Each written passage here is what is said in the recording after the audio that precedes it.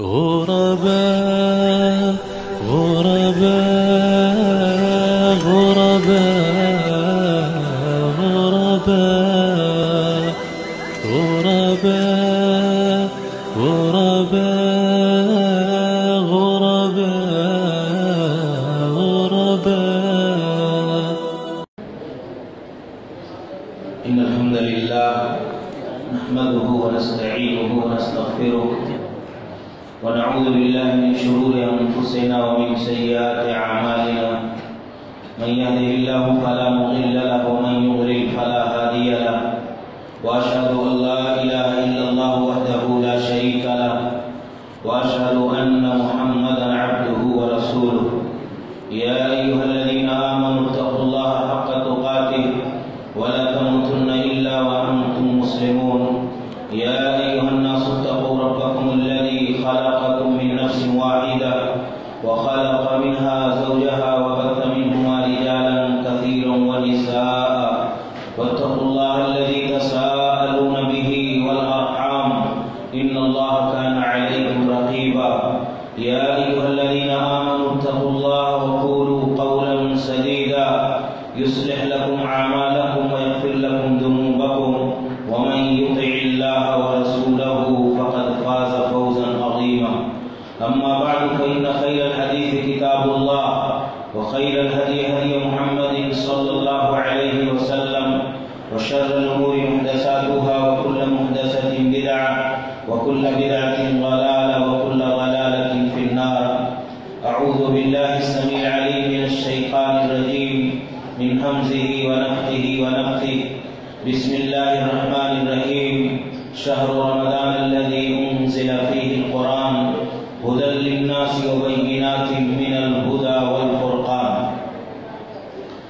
سبحانك لا علم لنا إلا ما علمتنا إنك أنت العليم الحكيم. رب اشرح لي صدري ويسر لي أمري واحلل عقدة من لساني يفقهوا قولي. قابل قدر حضرات علماء کرام، اسلامی بھائیوں، نوجوان ساتھیوں، عزیزوں،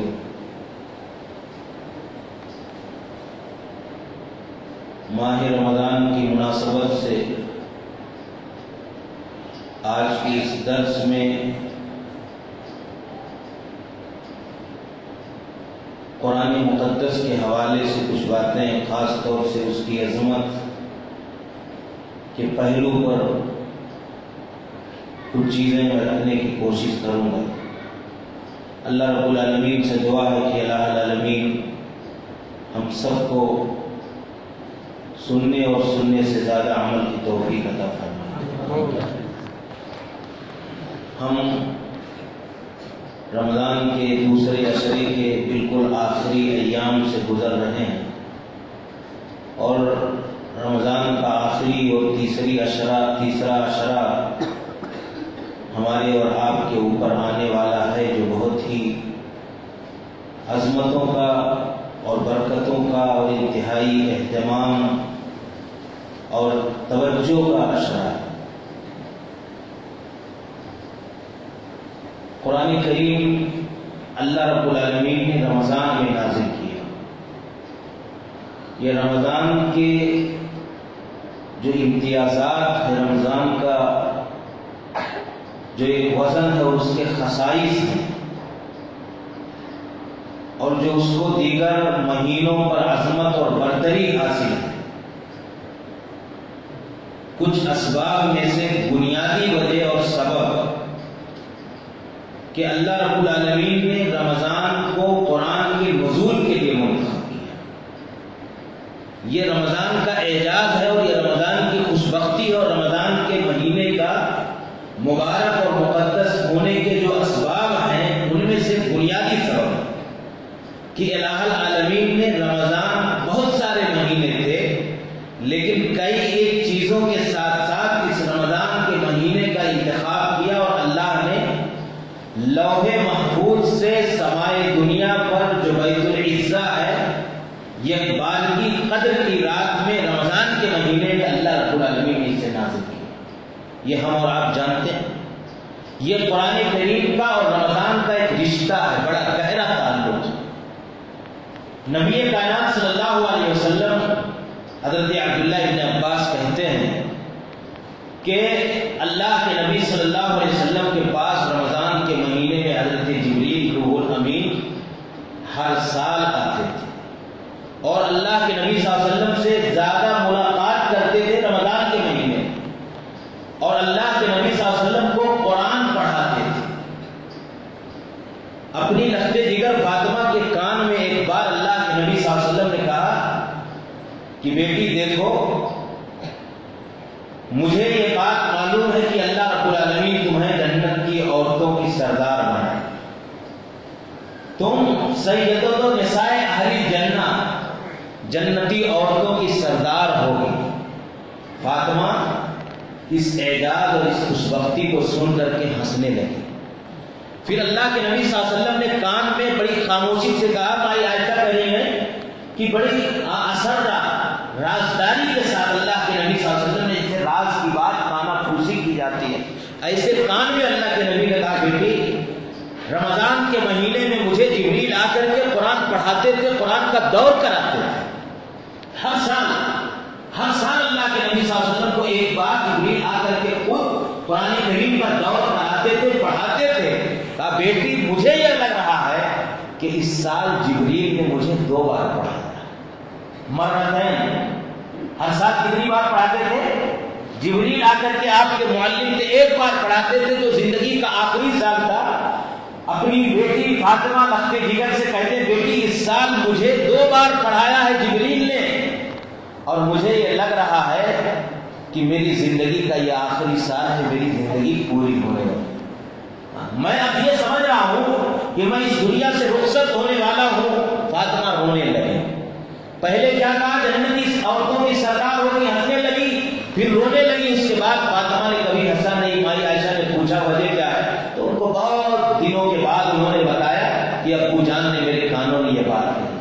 کہنے کا مطلب یہ ہے کہ جبریل آتے تھے، اللہ کے نبی صلی اللہ علیہ وسلم سے ملاقات کرتے تھے، اور رمضان کے مہینے میں ان کے ملنے کا انداز اور زیادہ گہرا ہو جاتا تھا، لیکن رمضان کے مہینے میں ایک بار کم از کم اللہ کے نبی کو جبریل آ کر کے قرآن پڑھاتے تھے، یہ سنت تھی۔ اسی لیے امام نووی رحمۃ اللہ علیہ نے اس حدیث کے ذکر کرنے کے بعد لکھا کہ یہ اس بات کا تقاضا کرتا ہے کہ تمام عبادتوں میں اور کوئی عبادت آ کر کے اللہ کے نبی سے کراتے جبریل، اور کوئی کام کرواتے، لیکن اہم ترین عبادتوں میں سب سے بہتر عبادت یہ ہے کہ بندہ قرآن کریم کی تلاوت کثرت سے کرے، کیونکہ یہ سب سے پسندیدہ عبادت تھی۔ تب آ کر کے جبریل اللہ کے نبی صلی اللہ علیہ وسلم کو یہ کرایا کرتے تھے۔ اس لیے عبادتوں میں ایک بہترین عبادت اور پسندیدہ عبادت اور اچھی عبادت یہ ہے جس کا کثرت سے اہتمام ہونا چاہیے، وہ قرآن کریم کی تلاوت ہے۔ تو قرآن کریم کا اور رمضان کا یہ بڑا گہرا رشتہ ہے۔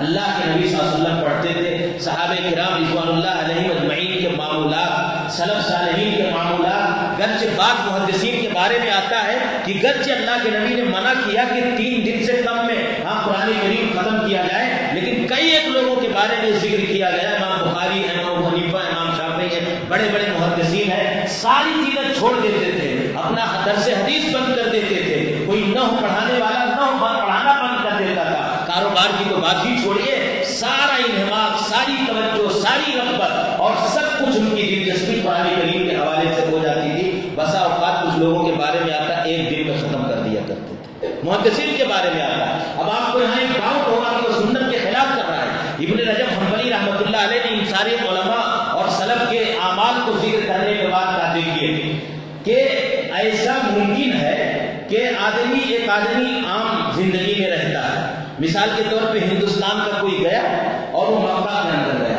اب ایک مکہ کی جگہ جو ہے بڑی مقدس اور پاکیزہ اور معزز جگہ ہے، دنیا کی روئے زمین پر پائی جانے والی جگہوں میں ایک منتخب اور اللہ کی طرف سے چنیدہ جگہ ہے، تو اور افضل جگہ ہے۔ اللہ کے نبی نے افضلیت کی طرف اشارہ کیا ہے، تو کہا کہ اگر کوئی آدمی مکہ کے شرف کو پیش نگاہ رکھتے ہوئے مکہ کے اندر موجود ہے، حرم میں موجود ہے، اور اس مقدس بستی کے اندر موجود ہے، اب وہ چاہتا ہے کہ اس مقدس بستی کے تقدس کو پانے کے لیے لاؤ میں زیادہ عبادت کر لو، تو گنجائش ہے کہ وہ مکہ مکرمہ کے اندر یہ کام کر لے۔ ہاں وہ کر سکتا ہے، اس لیے علماء سے بہتر ہے کہ نہ پڑھے۔ اللہ کے نبی نے جو علت بتائی، کیا کہا کہ آدمی کم از کم 3 دن سے کم میں قرآن ختم کرے گا، تو اس کا جو مقصد ہے پڑھنے کا کیا ہے کچھ سمجھے۔ حسن بصری رحمۃ اللہ علیہ کہتے تھے کہ لوگ قرآن پڑھتے ہیں، الٹ پلٹ کر کے چلے جاتے ہیں، اور پھر دیکھو تو پورا قرآن پڑھ رہے ہیں اور شروع کرنے سے پہلے جیسے تھے ویسے بعد میں رہتے ہیں۔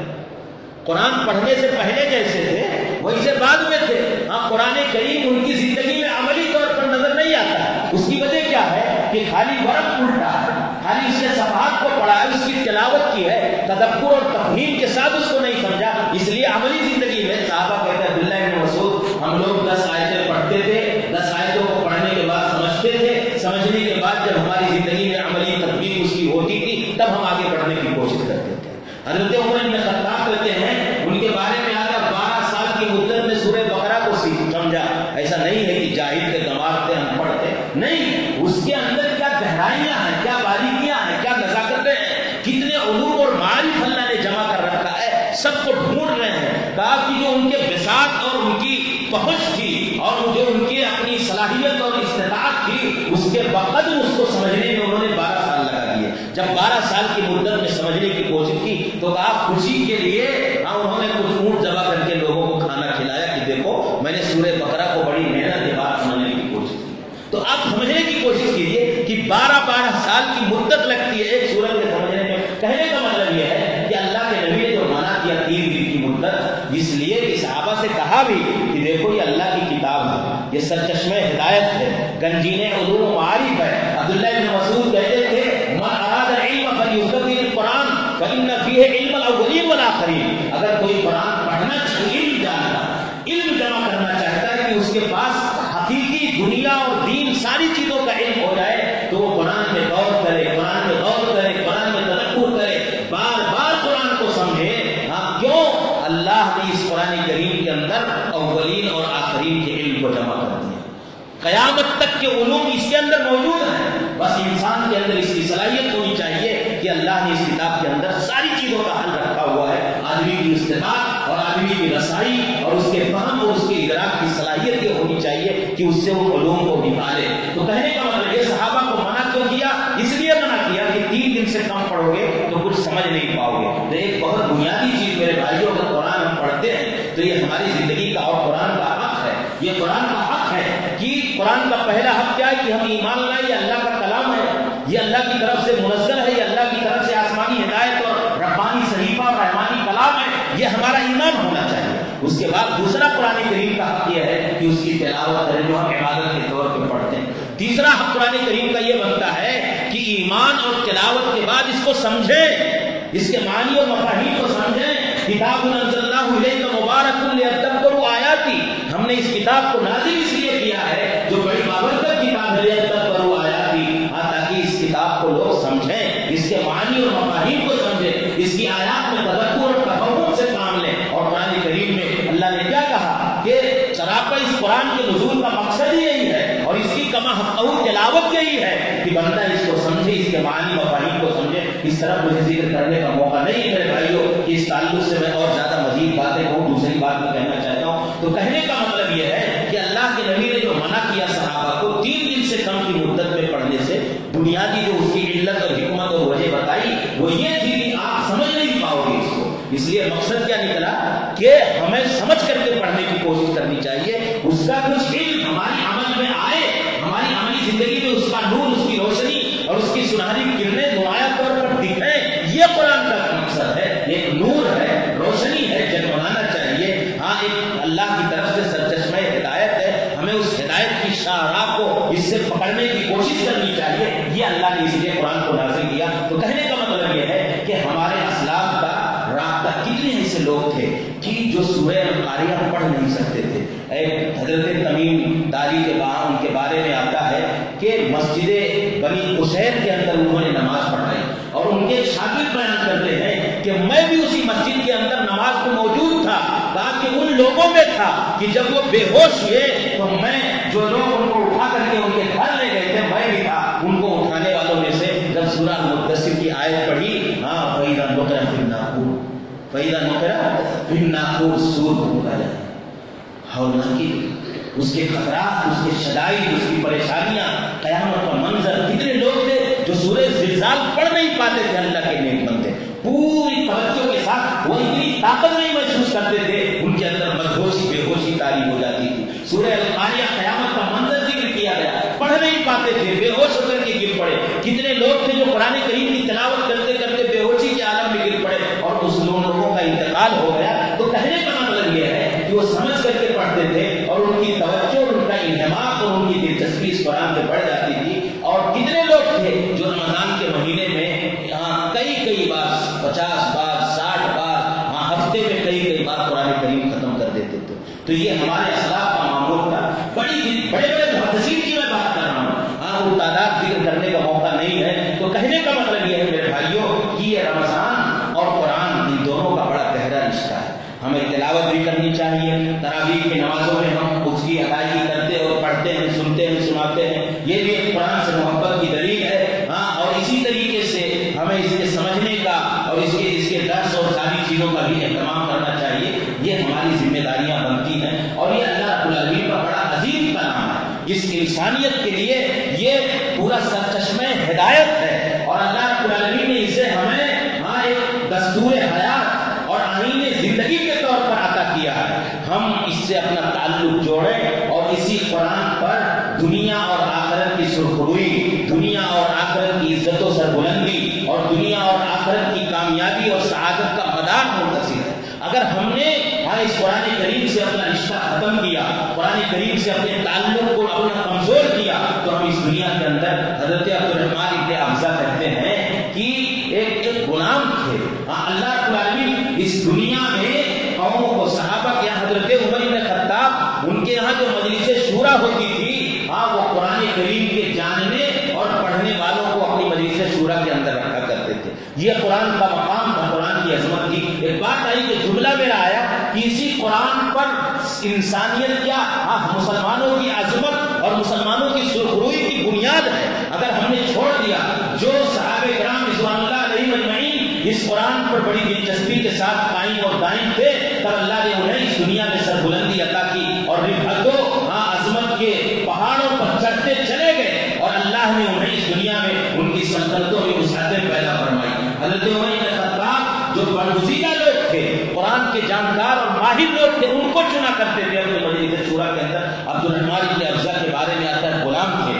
ان کے ایک ساتھی تھے، نام یاد نہیں آ رہا ہے، تو کہا کہ وہ مدینہ کے گورنر تھے، مدینہ طیبہ کے. تو انہوں نے کہیں جاتے ہوئے عبدالرحمن کو اپنی گورنری کا منصب دے دیا. امام صاحب کسی کو امامت کے در پہ چلے جائیں تو کہا کہ ان کو کیوں دیا تم نے؟ تو امیر المومنین عمر بن خطاب کو بات میں معلوم ہوئی تو کہا آپ جانتے ہیں، کہا یہ قرآن کریم سے بڑی دلچسپی رکھتا ہے اور علم میراث سے یہ بڑا سبق ہے. اس لیے ہم نے اس کے علم کی بنیاد پہ، غلام تھے لیکن غلام ہونے کے باوجود انہوں نے مدینہ طیبہ کی گورنری دے دی. کیوں؟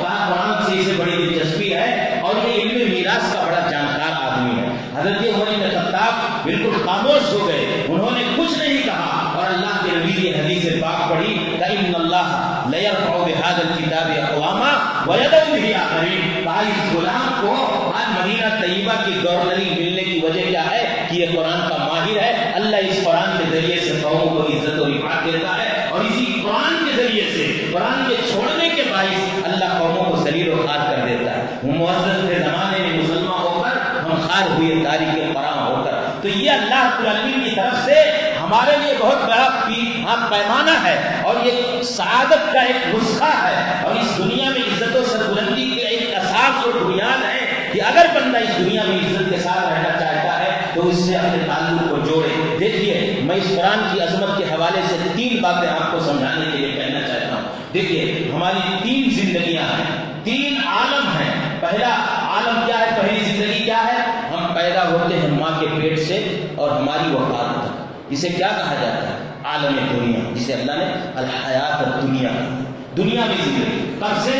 ہمارے اس ہوئے زمین پر وجود بخشنے سے لے کر کے ہماری زندگی کی آخری سانس، ہماری وفات تک، ہماری موت تک. دوسری دنیا کون سی ہے جسے اللہ نے کیا کہا؟ عالم برزخ. یہ کب سے ہے؟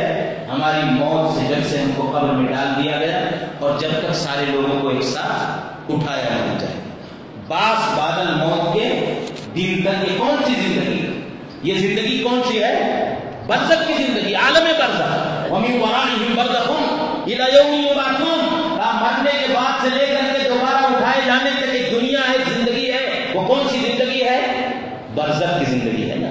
تیسری دنیا کون سی ہے؟ برزخ کے بعد محشر، آخرت کی دنیا. محشر کا میدان، سارے لوگ جمع ہوں گے، فیصلے ہوں گے، جنت اور جہنم کی ڈگریاں بانٹی جائیں گی. کہا جنت اور جہنم پھر آخرت کی زندگی کا آغاز ہوگا. یہ تین زندگیاں اور تین عالم ہیں بنیادی طور پر.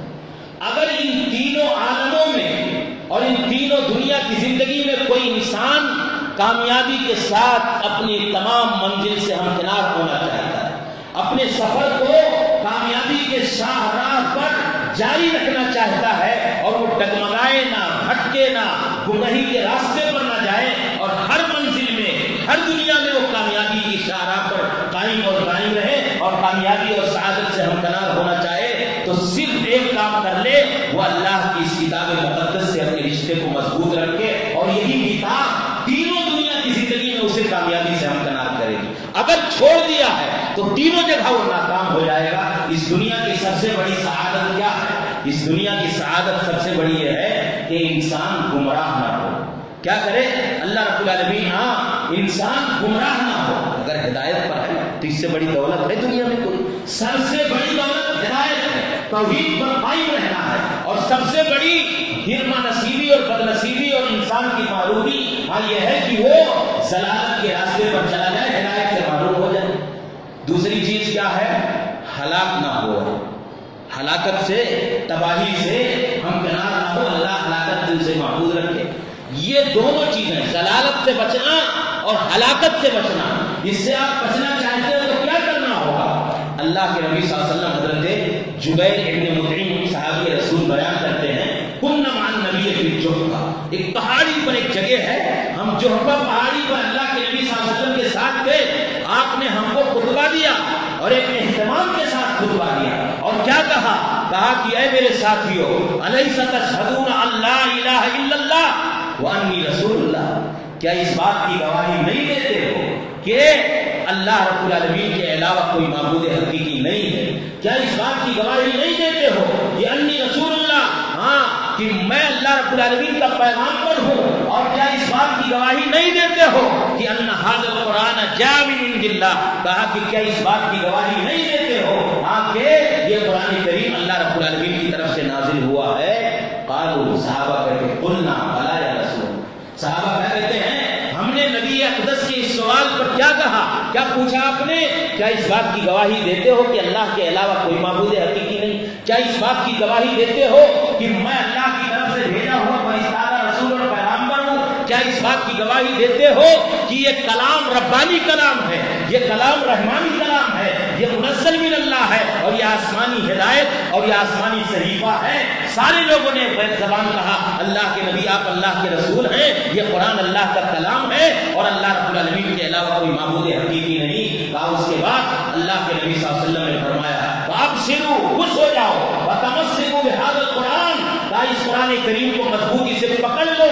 ہاں فإن ترکه بید اللہ وترکه بأیدیکم، کہا یہ اللہ کا کلام ہے اور تمہارا رشتہ اس کلام ربانی کے ذریعے سے براہ راست تمہارے رب کریم سے مل جایا کرتا ہے. سنو، تمہارا ایمان یہ ہے، تم خوش ہو جاؤ اور بشارت سن لو میری طرف سے، یہ اللہ کا کلام، میں اس کا پیغامبر ہوں، میں اس کا میسنجر ہوں، میں اس کی دینی تعلیمات کا ترجمان ہوں. لیکن سنو، یہ اللہ کا کلام، اس کا ایک سرا تمہارے ہاتھوں میں ہے اور ایک سرا اللہ رب العالمین کے ہاتھ میں ہے. تم نے اس کے سرے کو پکڑ کر کے اپنا رشتہ اپنے رب سے جوڑ دیا. اس سے بڑی سعادت کیا؟ ایک رسی ہے اور اس رسی کے ذریعے سے بندہ ڈائریکٹ اپنے رب سے اپنا رشتہ جوڑتا ہے. کہا سنو، فتمسکوا، مضبوطی سے اس کو پکڑ کر کے رہو. لن تضلوا ولن تهلكوا بعده ابدا. میں گارنٹی لیتا ہوں، میں ضمانت لیتا ہوں ہاں اس بات کی کہ اگر تم نے اس کو تمسک جس کو کہتے ہیں یہ مضبوطی سے پکڑ کر کے رکھا تو تم نہ گمراہ ہوگے اور نہ ہلاک ہوگے. ہلاکت سے بھی بچ جاؤ گے اور گمراہی سے بھی بچ جاؤ گے. اور دنیا کی زندگی میں انسان کی کامیابی یہی ہے کہ وہ ضلالت کے راستے پر بھی نہ رہے. کتنا بڑا امیر ہو جائے، کتنا بڑا مالدار ہو جائے، وہ مشرک ہو، وہ وہ اللہ کے راستے پر نہ ہو، توحید سے محروم ہو، تو انسان کامیاب انسان نہیں ہے، وہ بڑا بدنصیب انسان ہے۔ تو کہا سب سے بڑی دولت کیا ہے انسان کی زندگی میں؟ تو اللہ کے نبی نے کیا کہا؟ یہ دنیا کی زندگی میں اگر ضلالت سے بچنا چاہتے ہو، ہلاکت سے بچنا چاہتے ہو، تو کیا کرنا پڑے گا؟ کیا کرنا پڑے گا؟ بولیے۔ قرآن کریم کو مضبوطی سے پکڑ کر کے، اس کی تعلیمات کو، اس کی ہدایات کو، اس ربانی پیغام کو اور اس کتاب سے محبت کو اور اس پر ایمان لانے کے تقاضے کو سمجھنا ہوگا۔ اللہ رب العالمین ہمیں اس دنیا میں رسوا نہیں کرے گا، یہ اللہ کے نبی صلی اللہ علیہ وسلم نے وعدہ کیا۔ دوسری زندگی کیا ہے؟ برزخ کی زندگی۔ وہاں کیسے کامیاب؟ یہی کتاب پڑھنے والا ہی کامیاب ہوگا، چھوڑنے والا ناکام ہو جائے گا۔ دیکھیے فرشتے آئیں گے، سنتے ہو برا ابن عازم کی روایت ہے، آئیں گے بیٹھائیں گے آدمی کو قبر کے اندر، 3 سوال پوچھا جائے گا، ہے نا؟ معلوم ہے بیٹا؟ معلوم ہے کون کون سوال کیا ہے؟ ہاں چلو ٹھیک ہے، مل جل کے ماشاء اللہ۔ یہ کیا اصول ثلاثہ اور یہی دین ہے۔ بندہ اپنے رب کو پہچان لے، رسول کو پہچان لے اور دین کو جان لے، یہی دین ہے جس کو کیا کہا ہے؟ اصول ثلاثہ۔ اب کوئی مولوی صاحب کسی کو لٹا دیں اور زندگی بھر لٹتا ہے اور وہ یہ نہ جانے اللہ کہاں ہے، اللہ وہاں کیسے بولے گا میرا نام اللہ؟ اب اس نے سیکھا نہیں اللہ پر ایمان لانے کا معنی کیا ہے، اور ایک بنیادی تقاضا اللہ کہاں ہے جانتا ہی نہیں ہے، کہتا اللہ ہر جگہ ہے، شجر میں، حجر میں، پتھر میں، کونے میں، گوشے میں، ہر جگہ اللہ رب العالمین جانور میں، سب جگہ موجود۔ اب وہ اللہ پر ایمان لانے کا معنی نہیں سمجھا نا، غلط جا رہا ہے، رام ہے نا وہ ایمان پر، تو وہ اللہ پر صحیح ایمان نہیں لانا۔ تو 3 چیزیں پوچھے جائیں، اللہ کے بارے میں، نبی کے بارے میں، دین کے بارے میں، مختلف الفاظ سوالات آئے۔ اب کوئی مولوی کوچنگ سینٹر کھول لے کہ مولوی صاحب یہ سوال ہے اور یہ جواب فرشتہ دے دے گے، آپ رکھ لیجئے، من رب کا ربی اللہ ربی اللہ ربی اللہ، دے لے جائے گا کیا؟ بولیے نہیں، پوری زندگی کوئی رکھتا رہے، مرتے مرتے جاتے رکھتا رہے اور اس کے خبر میں بھی لکھ کر کے لٹکا دیا جائے، عہدنامہ بھی لٹکا دے دو، ہاں یہ آسانی ہو جائے گی۔ کیا ہے تو کہا کہ اس کی زندگی میں رکھتا رہے، کوچنگ سینٹر کھولے جائے نہیں، جب تک وہ رب کو کما حق کو پہچانے گا نہیں۔ اور رب کو پہچاننے کا پیمانہ کیا ہے؟ قرآن کریم۔ نبی کو پہچانے گا، نبی کو کیسے پہچانا جائے گا؟ نبی کیا ہے؟ نبی بشر ہے کہ نور ہے؟ نبی عالم الغیب ہے کہ عالم الغیب نہیں ہے؟ اس کے لیے کسوٹی کیا ہے؟ قرآن کریم ہے۔ دین کیا ہے؟ ہاں اللہ رب العالمین کا دین، دین اسلام کہاں سے ہم مانیں گے؟ کیا وہ ہمیں سکھا رہا ہے؟ اللہ کے نبی صلی اللہ علیہ وسلم کی تشریح اور یہ قرآن کریم بتائے۔ تو جو اس قرآن کے آئینے میں سمجھے گا، فرشتے آ کر کے اس کو بٹھائیں گے، وہ سوالوں کا جواب دے گا، 3 سوال کریں گے، 3 سوالوں کا جواب جو دے دے گا وہ کامیاب ہوگا، وہ کامیاب ہوگا۔ اب جو نہیں دے پائے گا تو اس کا تو اسٹیپ ختم ہو گیا، انہیں دنوں پر اس کا کام تمام، جہنم کی کھڑکی کھول دی گئی، پھر بعد میں اس کا کام سب کچھ ستیاناش ہو گیا، وہی آخرت کی پہلی منزل وہی برباد ہو جائے گا۔ لیکن جو 3 سوال جواب دے لے جائے گا صحیح سے، اور کون صحیح جواب دے گا؟ جو قرآن کی روشنی میں ان سوالوں کی تیاری کرے گا، جو قرآن کی تعلیمات کی روشنی میں اس قبر کی پہلی، آخرت کی پہلی منزل قبر کے سوالوں کے جواب کو تیار کر کے اس پر ایمان لائے گا، نبی کے بارے میں، رسول کے بارے میں جانے گا، سارے انبیاء کے بارے میں سچا ایمان ہوگا اور اپنے اسلام کے بارے میں جانے گا، تو چوتھا سوال اس سے کیا کریں گے معلوم ہے؟ چوتھا کیا پوچھیں گے؟ وما یدریکا، وما یدریکا۔ بھائی جان جواب تو آپ کے سب درست ہے، لیکن ان سوالوں کا جواب تم نے تیار کہاں سے کیا؟ ان سوالوں کی تیاری کیسے کی تھی؟ تو کہے گا ہمارے کوئی ساتھ میں تحریر کرتے تھے، قرآن کی آیت دلیل کے طور پہ پیش کرتے تھے، کہتے تھے اللہ عرش پر ہے تو اس کے لیے کہتے تھے قرآن میں یہ ہے الرحمن علی العرش استویٰ، تو ہم نے مان لیا تھا، اسی قرآن سے ہم نے اپنا عقیدہ بنایا تھا اپنے رب کے بارے میں۔ مولوی صاحب کہتے تھے کہ اللہ کے نبی بشر ہیں، قرآن کہتا تھا اور قرآن کا حوالہ دیتے تھے، تو میں مان لیتا تھا۔ وہ کہتے تھے اللہ کے نبی عالم الغیب نہیں ہے، قرآن سے حوالہ دیتے تھے کہ اللہ کے علاوہ کوئی عالم الغیب نہیں ہے، تو ہم مان لیتے تھے۔ کہا ہم نے اپنا جو یہ عقیدہ بنایا تھا یہ اپنے قرآن کی بنا پر بنایا تھا، قرآن کتاب اللہ، یا میں خود پڑھتا تھا یا میں خود سمجھتا تھا یا مولوی صاحب سمجھاتے تھے، تو قرآن کتاب اللہ ہی وآمنت بہ وصدقت، میں نے تیری اللہ کی کتاب کو پڑھا، ایمان لایا، اس کی تصدیق کی اور اس کے دلائل کی روشنی میں رب اور نبی اور دین کے بارے میں اپنا عقیدہ بنایا، جس سے کے بارے میں آج میں نے سوال کا جواب دے دیا. جنت کی کھڑکی کھول دی گئی, جنت کے دروازے کھول دیے گئے, جنت کی طرح اس کی قبر کو بھر دیا گیا, اور پھر اس کے بعد آنے والی زندگی اس کی جنت کی زندگی. کون سی چیز اس کی کامیابی کی بنیاد بنی؟ اللہ کی کتاب کا پڑھنا. اگر اللہ کی کتاب کو چھوڑ کر کے کسی مولوی کے دلائل پر اپنا ایمان بنائے گا, کسی مولوی کے واقعات پر اپنے نبی کے بارے میں عقیدہ رکھے گا, کہ اسلام کے بارے میں من گھڑت موضوع روایات کی بنیادوں پر دین کی باتیں کرے گا, تو وہ ان سارے سوالوں کا جواب دے پائے گا؟ نہیں دے سکتا. اس لیے اگر اپنا عقیدہ, اپنا دین اور اپنی اسلام کے بارے میں کچھ بھی سمجھنا ہے تو ہمیں قرآن کریم سے سمجھنا پڑے گا. تو پتہ یہ چلا کہ برزخ کی زندگی میں بھی کامیابی کا مدار یہی قرآن کریم ہے. جو اس قرآن کو پڑھتے ہیں, قرآن کے مطابق اپنا عقیدہ بناتے ہیں, وہ لوگ اس قرآن کریم سے شبق اور رغبت کی بنیاد پر آخرت کی زندگی میں کامیاب ہوتے ہیں. محشر کا میدان ہوگا تیسری زندگی, جو عالم آخرت ہے, ہمیشہ ہمیشہ کی زندگی ہے. محشر کے میدان میں بہت سارے اعمال آئیں گے. بندے کے بارے میں اللہ سے سفارش کرے, اللہ سے بندے کے بارے میں سفارش اور شفاعت کریں گے کہ اللہ اس کو بخش دے. نبی کی شفاعت کبریٰ ہوگی. اس کے علاوہ اور بہت سارے اعمال ہوں گے. اللہ کے نبی صلی اللہ علیہ وسلم نے کہا کہ محشر کے میدان میں جو سفارشی اعمال ہیں, ان میں سے ایک عمل قرآن کریم کی تلاوت ہے.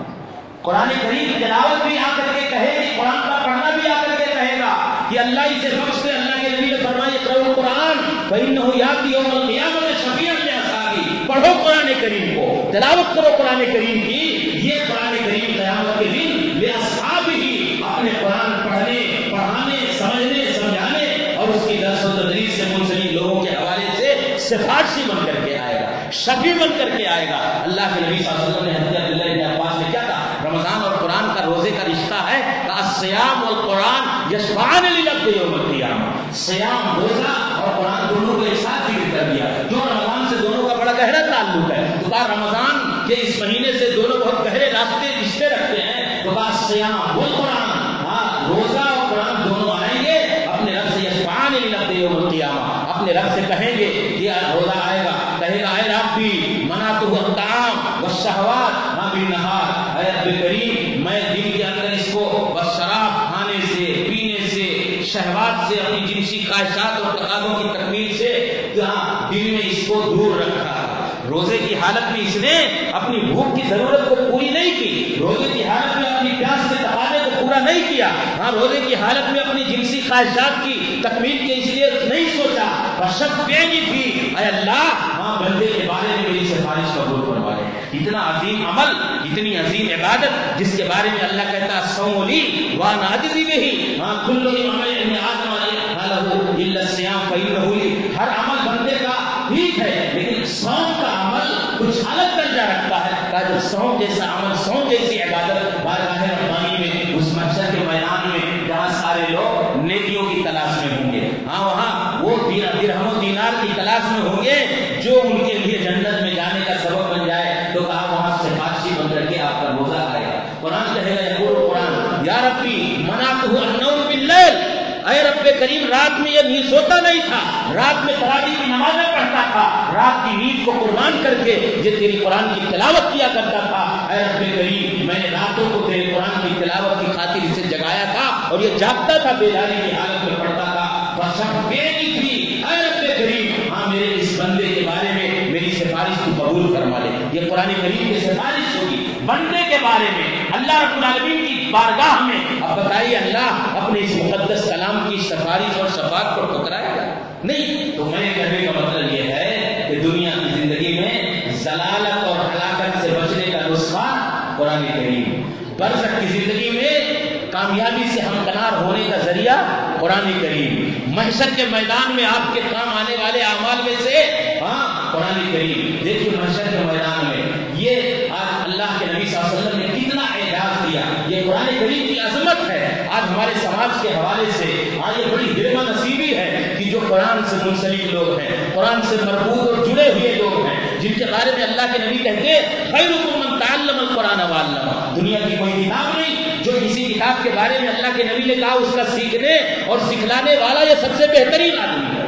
اللہ کے نبی صلی اللہ علیہ وسلم نے کہا کہ اس روئے زمین پر میری جماعت اور میری امت کے لوگوں میں بہترین لوگوں میں سے وہ لوگ ہیں جو قرآن سیکھتے اور سکھاتے ہیں. یہ قرآن کریم کی عظمت ہے. کہا اتنے عظیم ہیں یہ آپ کے اللہ کے نبی صلی اللہ علیہ وسلم فرماتے کہ ان حفاظ قرآن کا، حاملین قرآن کا اور قرآن کریم سے منسلک رہنے والوں کا احترام کرنا، ان کی توقیر اور عزت کرنا اور ان کو اعزاز سے نوازنا اور ان سے محبت اور ان کی شان اور عظمت کا اعتراف کرنا، کہا یہ اللہ رب العالمین کی تقریب کا حصہ ہے. کوئی معمولی بات نہیں ہے. یہ ہمارے سماج کی دنیا پرستی ہے اور اس دین کے تئیں ہماری دین بیزاری اور الحاد و تحریت کے راستے پر بڑی تیزی کے ساتھ ہمارا دوڑنا ہے کہ ہم آج امت مسلمہ کے ذہن و دماغ میں سماج کا وہ طبقہ جو اس بات کا سب سے زیادہ حقدار تھا کہ اسے عزت دی جائے، جو اس بات کا سب سے زیادہ مستحق تھا کہ اسے تقریب اور توقیر سے نوازا جائے اور سماج کے اندر ایک اچھے مقام اور ایک اچھے حیثیت کا مالک بنایا جائے، آج اسی کو سب سے ذلیل اور حقیر بنا کر کے پیش کیا جاتا ہے. ہمارے علماء کی توہین کی جاتی ہے. ہمارے لوگ، ہمارے اپنے مسلمان بھائی اپنے قرآن کے پڑھنے والوں کی تنقید کرتے، تذلیل کرتے اور عجیب عجیب طرح سے ان سے باتیں کرتے ہیں. تصور یہ ہوتا ہے کہ یہ غلام ہے سماج کے. یہ بہت بڑی بدنصیبی ہے میرے بھائیوں. میں بتانا یہ چاہتا ہوں اللہ کے نبی کیا کہہ رہے ہیں. ان من جلال اللہ تعالی اکرام الشیخ المسلم، کہا کہ ایک سماج کے بوڑھے انسان کی عزت کرنا یہ اللہ کی عزت کرنا. اسی طریقے سے حامل قرآن غیر الغالی فی والجافی، شرط لگا دی اللہ کے نبی نے حافظ صاحب کہ ایسے حافظ کی عزت کرنا. یہ نہیں کہ کوئی غلط قرآن پڑھتا ہو، کوئی کسی بھی طریقے سے قرآن کی تشریح کرتا ہو، کوئی کسی طریقے سے قرآن کے معنی اور مفاہیم کو الٹ پھیر کر کے بتاتا ہو، یا قرآن کریم کے پڑھنے میں اچھے انداز کے بجائے غلط طریقہ اختیار کرتا ہو، اس کی عزت نہیں کی جانی چاہیے. اللہ کے نبی نے ایک فارمولہ بتا دیا کہ حامل قرآن، قرآن کا حامل اب وہ حافظ ہو، قرآن کا عالم ہو، قرآن کا مدرس ہو، قرآن کا دائی ہو، قرآن کا سمجھانے اور پڑھانے والا ہو. حامل کے اندر سارے آگے غیر الغالی بھی غلو کرنے والا نہ ہو. اتنا زیادہ کھینچ تان کر کے پڑھنا کہ قرآن کا مذاق ہونے لگے. ایون جافیہ ہو، قرآن کے بارے میں تاثیر کرنے والا نہ ہو. بہت زیادہ تیزی کے ساتھ پڑھنا یہ قرآن کے ساتھ ظلم اور زیادتی ہے. یا اس کے معنی اور مفاہیم کو سمجھانے میں اتنی زیادہ تشریح کر کے من گڑھت روایات سب ملا کر کے اس کی تشریح اور توضیح کی جائے، قصے اور من گڑھت کہانیاں قرآن سے جوڑ دی جائے، یا جو اس کے اصل توضیح کا حق ہے اس کو نہ ادا کیا جائے. دونوں چیزیں غلط ہیں. قرآن کی توضیح اور تشریح اور تدریس اور تفہیم اور اس کے تدبر کے اندر ایک اعتدال ہونا چاہیے. اس حدیث کے اللہ کے نبی بتاتے ہیں. تو وہ لوگ اس کے مستحق ہیں. کیا کہا کہ حامل قرآن کی عزت کرنا یہ قرآن کی عظمت ہے. حامل قرآن کی عزت کرنا یہ اللہ کی عزت کا حصہ ہے. اس سے بڑی اور کیا بات ہو سکتی ہے.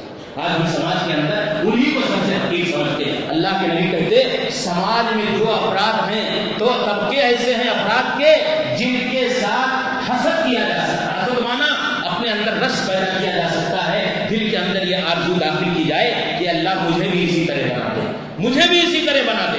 یا جس نعمت کو تو نے اسے دیا ہے، جس نعمت سے تو نے اسے نوازا ہے، جس سعادت سے بہرامد کیا ہے، اے اللہ مجھے بھی اسے سرفراز اور مالا مال کر دے. کون لوگ ہیں؟ ایک وہ مالدار نہیں، وہ مالدار جو اپنا مال راہ حق میں خرچ کرتا ہے، دین کی سربلندی کے لیے خرچ کرتا ہے، اعلاء کلمت اللہ کے لیے خرچ کرتا ہے، اللہ کے راستے میں خرچ کرتا ہے، اچھائی اور بھلائی کے کاموں میں خرچ کرتا ہے. رجل لا حسد الا قسمتين، رجل اتاه الله مالا فسلطه على حلقته في الحق، ورجل اتاه الله القرآن وفي روايه الحكمه وهو يقضي بها ويعلمها. یہ بندہ جس کو اللہ نے مال دیا وہ اللہ کے راستے میں خرچ کرتا ہے، وہ قابل رشک انسان. دوسرا کون ہے؟ سیٹ نہیں ہے لیکن قرآن کا حافظ ہے، قرآن کا ماہر ہے، قرآن کا عالم ہے، قرآن کا جانکار ہے، قرآن سے منسلک ہے، قرآن کا پڑھانے والا ہے. تب اس کے بارے میں اللہ کے نبی نے کہا یہ سماج کا وہ آدمی ہے جس کے بارے میں اللہ کے نیک بندوں کو رشک کرنا چاہیے کہ اللہ مجھے بھی بنا دے. آج اس کو حقیق سمجھانا ہے. صحابہ کرام کے ہم معیار کیا تھا؟ 7 سال کا صحابی صرف اس بنیاد پر عمر بن سلمہ لوگوں کی امامت کرتے تھے. کیوں؟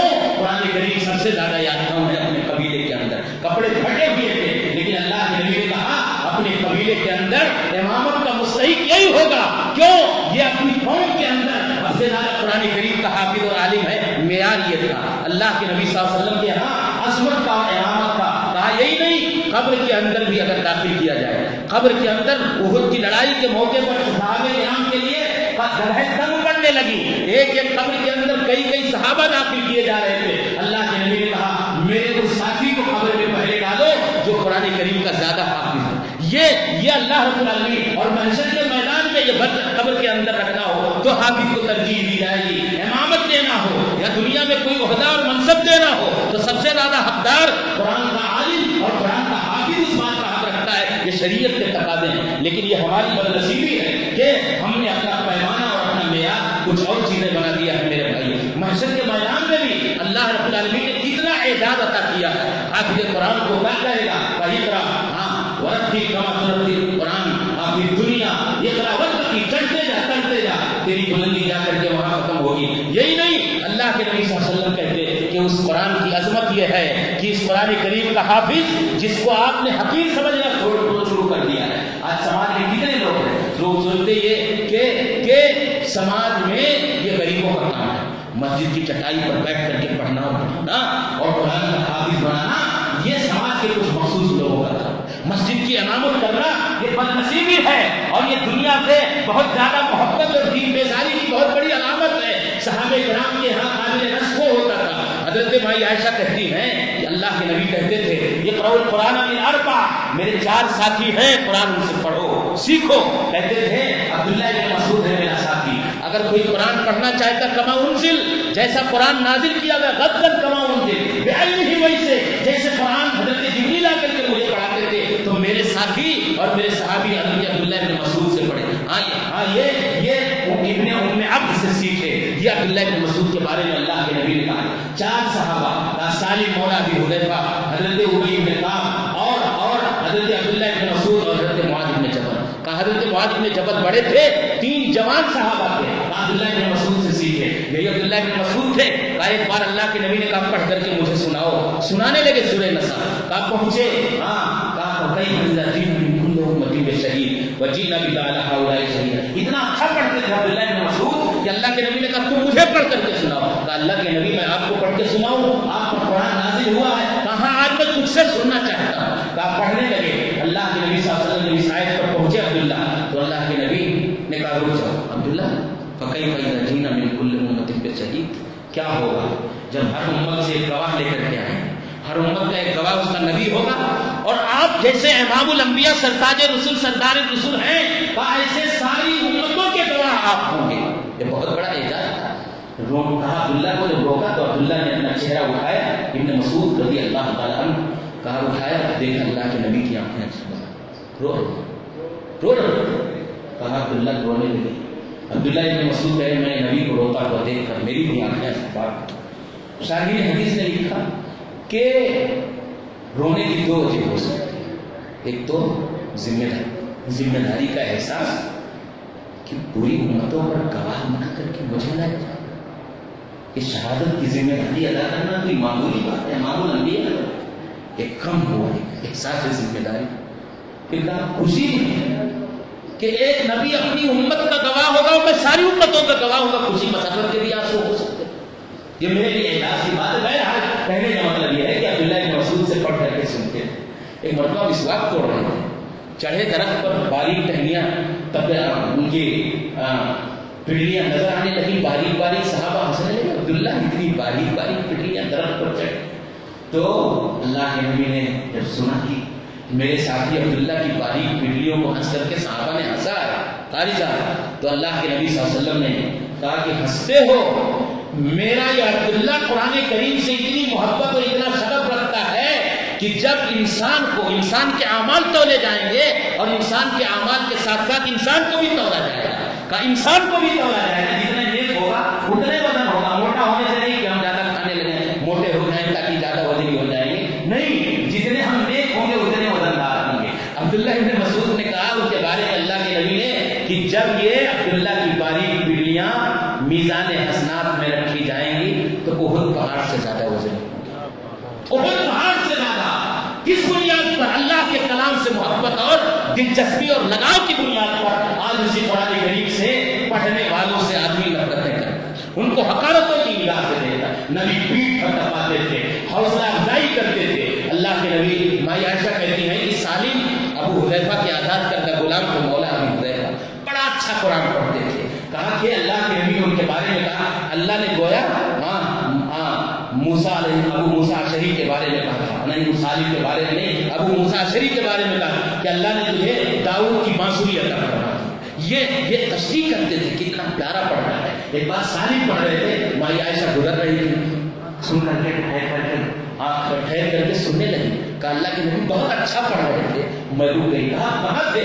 کہا کہ کون ہے مسجد میں؟ گئے تو دیکھے صالح مولا بھی گئے، کہا ہاتھ اٹھایا، کہا الحمدللہ الذی جعل فی امتی مثلک، اے اللہ تیری بارگاہ میں حمد و ثنا کے نذرانے پیش کرتا ہوں کہ میری امت کے اندر اتنا بہترین قاری تو نے پیدا فرمایا، سالم کی طرح قرآن کریم کا قاری تو نے پیدا فرما دیا ہے، اے اللہ تیری میں تعریف اور حمد و ثنا بیان کر رہا ہوں۔ یہ نبی خوش ہوتے تھے، یہ عزت افزائی کرتے تھے، اللہ کی بارگاہ میں دعائیں کرتے تھے ان کے حق میں۔ تو کہنے کا مطلب یہ ہے میرے بھائیو، یہ حاملین قرآن یہ بڑی عظمت کے حقدار ہیں۔ یہ اللہ کے نبی صلی اللہ علیہ وسلم جب مقام اور منصب اور عہدوں کی بات آتی تھی تو ان کو فوقیت دیتے تھے۔ میں نے بتایا کہ دنیا کے مناصب ہوں، حتیٰ کہ قبر میں انسان کو رکھا جانا ہو، امامت کرنا ہو، تو کتنا بڑا اپنے سماج کا بڑا انسان کیوں نہ ہو، کتنا بڑا وکیل ہو، کتنا بڑا سائنسداں ہو، صاحب ثروت ہو، سماج کا بہت بڑا نمایاں انسان ہو، کوئی وزیر اعظم ہو، ہاں لیکن اگر وہ قرآن کریم نہیں جانتا ہے تو اس امام کے پیچھے آ کر کے قرآن کی امامت میں اس حافظ کی امامت میں پڑے گا، ہاں جو قرآن کریم کا حافظ ہے، عالم ہے، جانتا ہے۔ یہ اعزاز کیا اللہ نے دیا، دین کی بنیاد پر دیا، قرآن کی بنیاد پر دیا۔ یہ ہماری بدنصیبی ہے کہ ہم ان کے تعلق سے اپنے نظریات غلط رکھتے ہیں۔ ضرورت اس بات کی ہے کہ ہم سمجھیں اور قرآن کریم کے حاملین کی عزت کریں۔ آپ دیکھیے کہ کتنے بدنصیب لوگ ہیں کہ جن کو اللہ کے نبی کہتے ہیں یہ سب سے بہتر لوگ ہیں، ہاں جو قابل رشک لوگ ہیں، جن کی حوصلہ افزائیاں کرتے ہیں، جن کو فوقیت دی گئی، کہاں محشر کے میدان میں جب آئیں گے تو حافظ قرآن بلند تو کیا ہی جائے گا، لیکن کہا اس کے سر پر یہ دنیا میں پگڑی اس کی کوئی حیثیت نہیں ہے۔ پگڑیاں باندھتے مدرسوں کے اندر، اللہ ایک وقار کی پگڑی باندھے گا حافظ قرآن کے سر پر، یوضع علی راسہ تاج الوقار، حافظ کو حافظ بن کر کے رہنا ہے۔ اتنا بڑا اعزاز اس محشر کے میدان میں اللہ، ہاں یہاں تو چند لوگ، پورا مجمع خلائق ہوگا، دنیا کے وجود سے لے کر کے قیامت کے آخری دن تک آنے والی ساری ہستیاں ہوں گی، اور آپ کی مجلسوں میں تو چند لوگ، چند علماء اور چند بڑے اکابرین موجود ہوتے ہیں۔ وہاں جس دن حافظ کے سروں پر تاج وقار رکھا جائے گا، اس کے لیے سے بڑی اعزاز کی کیا بات؟ یہی نہیں، اگر آپ اس دنیا کی آزمائش کو جھیل کر کے آپ جانتے ہیں کہ اگر ہم نے حافظ بنا دیا اور اس مسجد کے مصلی پر امامت کرنے والا میرا بیٹا اس مسجد کے بیچ امام میں پیچھے پڑھنے والے نمازیوں کی بہت ساری آزمائشوں کو جھیلے گا، بڑی بڑی پریشانیوں کا سامنا کرنا پڑے گا، لوگوں کے طنز و تعریض کا شکار ہونا پڑے گا۔ وہ لوگ ہاں جن کو آب دست لینے کا شعور نہیں ہے، ہاں اس مصلی پر امامت کرنے والے حافظ اور عالم پر کمنٹس اور تبصرے کریں گے، اپنی رائے قائم کریں گے، لیکن آپ کو یہ سارا منظر معلوم ہے۔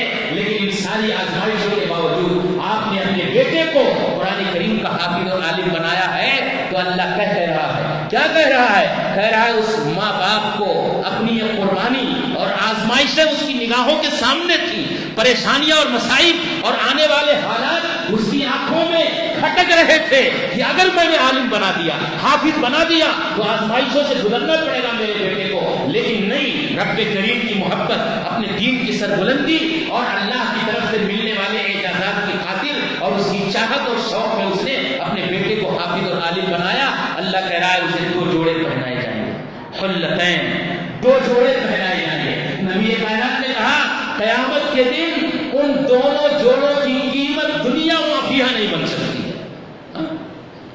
ان دونوں جوڑوں کی قیمت دنیا و ما فیہا نہیں بن سکتی۔ جس نے دنیا کو قربان کر کے اپنے بیٹے کو عالم اور حافظ بنا دیا، کیا چاہیے؟ یہاں دنیا میں بڑے بڑے منسٹر کئی ملک میں جاتے ہیں تو ان کی اعزازی ڈگریاں دی جاتی ہیں، جوڑے پہنائے جاتے ہیں۔ اللہ حفاظ قرآن اور علماء کرام کے والدین کے لیے جوڑے تیار کرے گا اور پہنائے گا، دیکھے گا، بلائے گا، دیکھو میرے وہ والدین ہیں جنہوں نے اپنے بیٹوں کو حافظ بنایا۔ جوڑے چاہیے، دنیا و ما فیہا کی قیمت اس کا مقابلہ نہیں کر سکتی۔ یہ قرآن کریم کی عظمت میں میرے بھائی، اللہ کے نبی صلی اللہ علیہ وسلم نے یہ اعجاز بتایا، کہا کہ والدین پوچھیں گے اللہ یہ جوڑے میرے لیے کہاں سے؟ میں تو ان کا حقدار نہیں.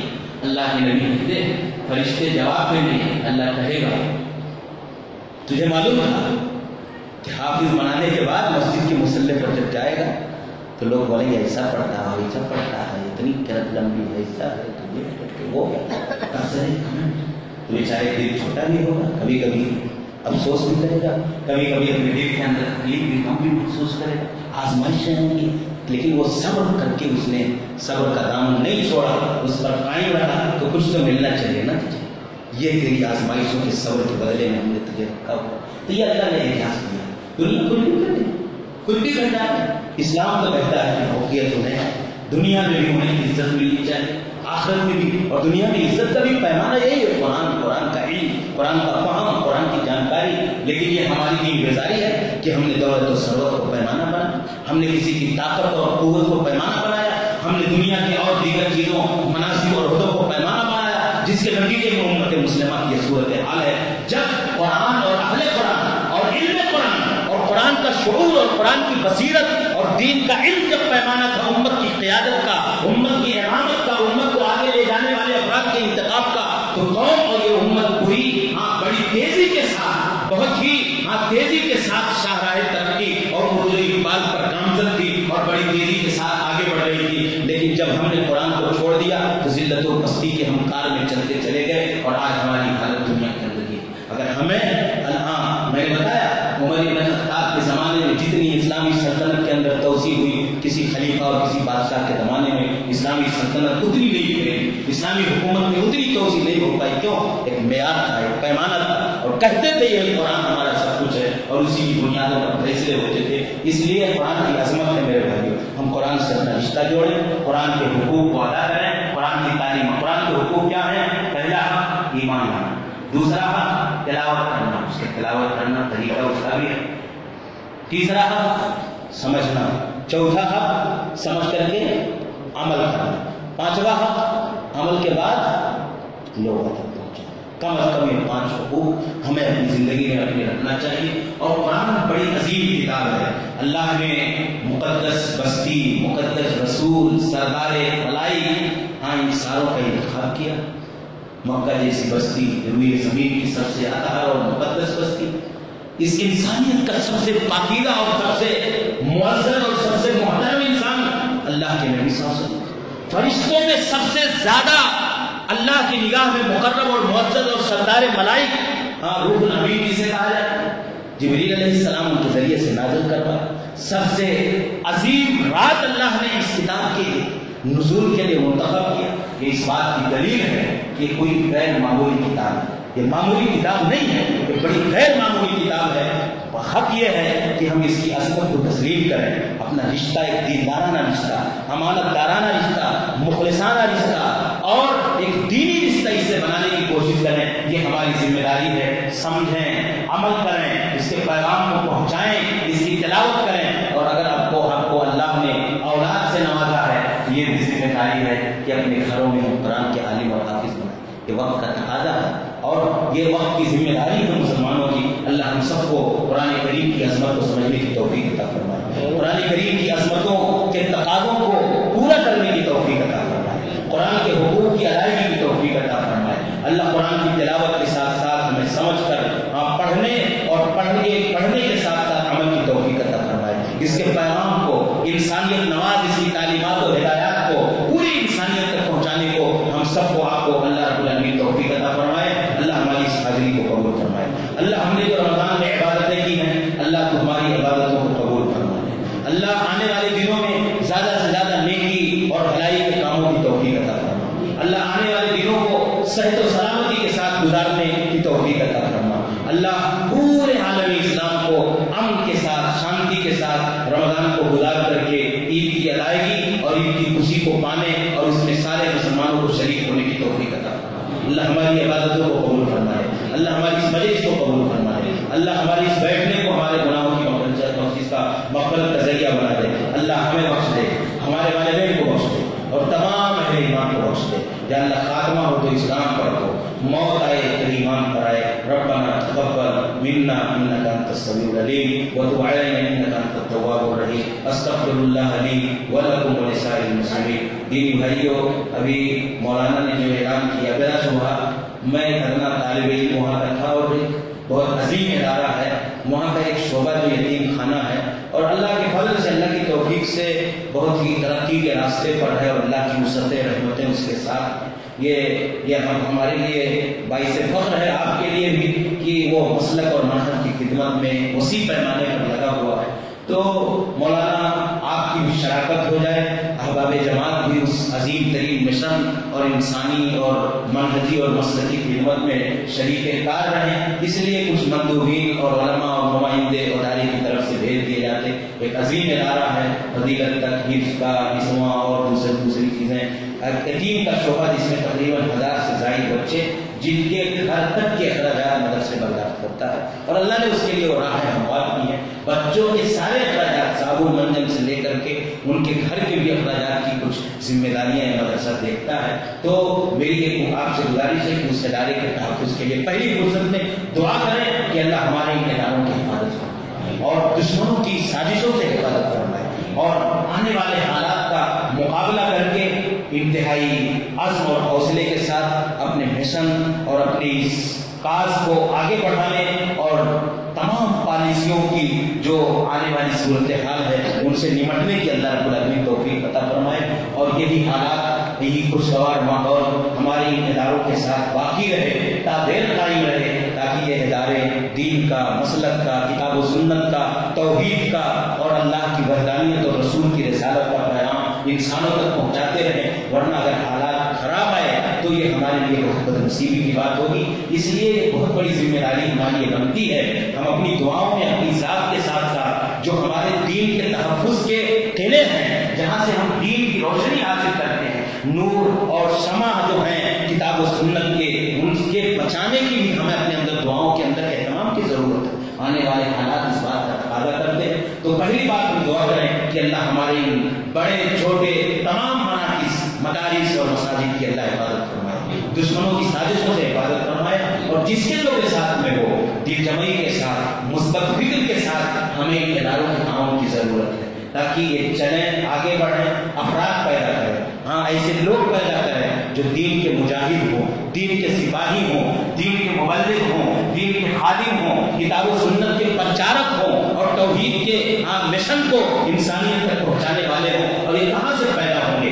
انہی مدارس اور مراکز سے ہوں گے. اس لیے کوئی بھی آئے تو آپ کے جو بساط میں ہے، صدقات کے علاوہ نقلی صدقات سے بھی میں ایک بات اور کہتا ہوں، ہو سکتا ہے یہاں لوگ آتے ہوں نہ آتے ہوں. بہار جھارکھنڈ مجھے جانے کا پہلے تو نہیں اتفاق تھا، 2 سالوں سے میں جاتا ہوں، لیکن چونکہ ان کے مقامی لوگ نہیں ہوتے تو وہ بیچارے یہاں آتے ہیں اور اعلان کرتے ہیں، لیکن لوگوں کو وہ توجہ لوگوں کی طرف سے نہیں مل پاتی. واقعتاً بہت پسماندہ بستیاں ہیں اور غریب لوگ ہیں، چھپر کے مکان میں آپ ہم بمبئی کے رہنے والے تصور بھی نہیں کر سکتے کہ کس طرز بود و باش کے ساتھ وہ زندگی گزارتے ہیں اور دین کا کام کر رہے ہیں، اپنے بچوں کو عالم بنا رہے ہیں، مدارس کھولے ہوئے ہیں، مساجد کھولے ہوئے ہیں. اب وہ بیچارے آتے ہیں تو ہماری توجہ کے مستحق ہیں، وہ جا کر کے دین کا ہے 10-5% میں ان کی ذمہ داری نہیں لے سکتا. فراڈ قسم کے بھی لوگ ہوتے ہیں، لیکن تحقیق کے بعد، تصدیق کے بعد اگر یہ ثابت ہو جائے کہ یہ سنجیدہ لوگ ہیں، یہ مستحق لوگ ہیں، تو یوں بھی نظر انداز مت کیجیے. آپ کا 10 روپیہ بھی